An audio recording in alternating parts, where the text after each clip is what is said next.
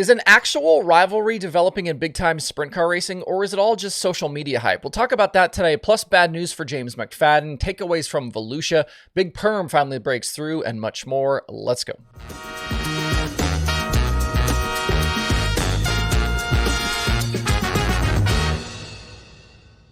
It's Sunday, February 11th. I'm Justin Fiedler. This is DIRTRACKR Daily. It was an intriguing first weekend of sprint car racing down at Volusia with this added wrinkle now of 2 national tours. There were things happening on social media, and I'm a bit surprised that there actually seems to be some pretty serious divisiveness between fans about High Limit versus the World of Outlaws. We saw comments from Brad Sweet about a rivalry, and the High Limit Twitter account wasn't afraid to push things on the weekend, especially after High Limit affiliated drivers swept the podium on Friday night. There were some visceral reactions to that social media chatter, with some not pleased about it happening, and others celebrating the smack talk. It's clear there are some strong feelings among the fans, but I wanted to try and get a sense of how deep this actually goes, and what it's actually being felt in the pits. I've had conversations today with a few different drivers about the situation, and reactions were mixed. Clearly, Brad is all in on making a rivalry happen based on his public comments, and some others feel it as well. But there are yet other drivers who told me it's mostly just hype. I do think it's worthwhile here, too, to point out that clearly these guys are hyper-competitive people and probably don't necessarily need any more added motivation to try and beat each other on any given night, but there does seem to be some measure of pride on the line. There was an interesting moment on the weekend that was captured by Cameron Sayich, who does a bunch of content stuff for the JJR 41. Some close quarters racing between David Gravel and Brad Sweet, which is a fun kind of illustration of this whole thing. It even caught the eye of Kyle Larson on Twitter, this is kind of what this is going to be about. Publicly and via social media, I do think you'll see a lot of this cultivation of the rivalry stay pretty one-sided. I do think there is value for High Limit to fan these flames, and that will probably continue, but don't expect the Outlaws to participate much. You might get comments from the drivers about it here and there, but the Outlaw social media accounts and the series as a whole are not going to play along. They're going to pretend like High Limit doesn't exist. The relationship between the two sides in a lot of areas remains not good, and you won't get the Outlaw side to engage. Fans can say that they should, or that it's better for the sport, or that if they were in charge, they would do it, but in this competitive landscape, they just don't view it that way. And I'm sorry if you don't like that, but that's just how it is. As for the racing itself, yes, High Limit drivers did win twice and grab a bunch of podium spots, but it's actually 2 Outlaw-affiliated drivers who come out of the weekend on top of the standings. David Gravel was the most consistent on the weekend, picking up a win and 4 top 6 finishes. He leads the way too early championship leaderboard right now over Gio Scelzi. He also earned the week-long Gator title. Gio also consistent all 4 nights. He had a 7th and 3/4 plus laps led on Saturday night. Sheldon Haudenschild took the big check last night, driving from 3rd to the win and scoring $20,000. It was Sheldon's first Outlaw win since Skagit last August. It was his first Outlaw top 5 since the National Open at Williams Grove. It was a strong way as well to end what was kind of a bleak weekend for the Stenhouse Marshall team. They struggled with engines. They finished 25th or worse 2 of 4 nights. As for Tyler Courtney, his strong runs with the Outlaws just keep rolling. 11 straight top 10s, 2 wins, laps led in 4 features, and 8 top 5s in that span as well. I would not sleep on this team as the High Limit season gets going. The Outlaws are off now for a few weeks and will return to racing back at Volusia on March 3rd and 4th.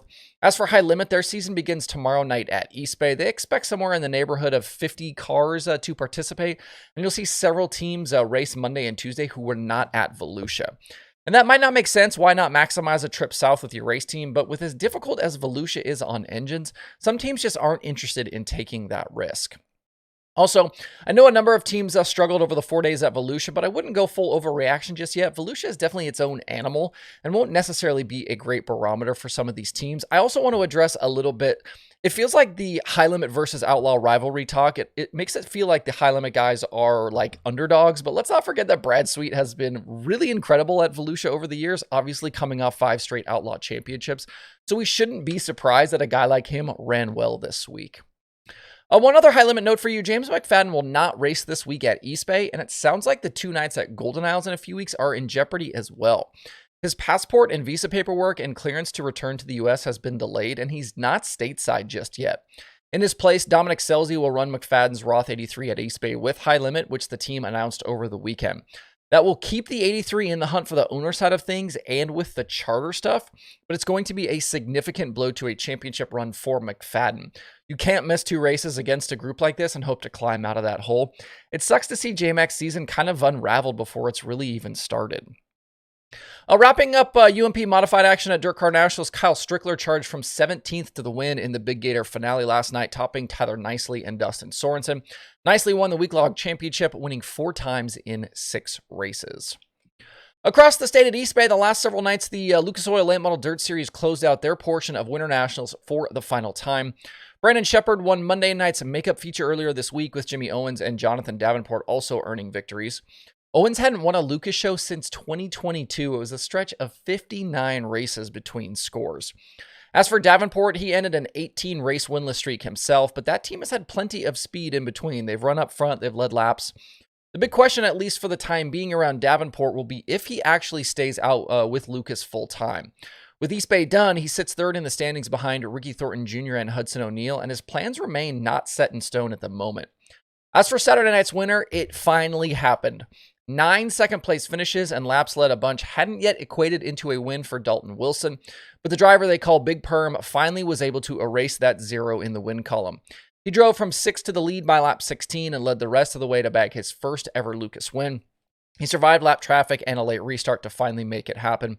Absolutely emotional in victory lane, as you would expect. His team obviously emotional as well. A lot of guys happy for Daulton Wilson last night. For a lot of these teams now, they won't get a lot of rest. They have today off from racing, but late model action begins Monday at Volusia. Lucas itself returns to racing at Golden Isles here in a few weeks. That is that dual weekend with High Limit. Joining the late models at Volusia on Monday and Tuesday will be the USAC National Sprint Cars, and they open their 2024 season Friday and Saturday at Ocala. Justin Grant started 4th both nights and won both nights. Going back to 2023, Grant has now won 3 straight, 4 of the last 5, and 7 of the last 12 USAC national events. Robert Ballou, Logan Seavey, and CJ Leary also were in the top 5 both nights. USAC will be back at Ocala later this week once they are finished at Volusia.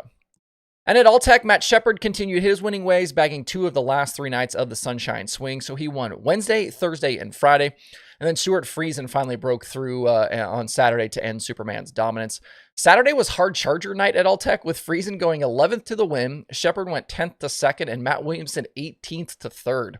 We won't see the Short Track Super Series again until March 9th at Georgetown. The modified racers down south, though, will get a few days off, and then the Super DIRTCar Series season begins Wednesday at Volusia. That's it for the daily today. Thanks for tuning in and subscribing to the show. Hope you guys have a great Sunday out there. Enjoy the Super Bowl if you are a football fan. We'll see everybody back here tomorrow.